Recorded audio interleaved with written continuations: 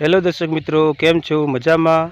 આજે આપણે મગફળીની ખેતી કેવી થઈ છે અને કેવી નથી થઈ એ માટે અહીંયા મગફળી જોવા માટે લઈને વિડીયો બનાવવા માટે આવી ગયા છીએ.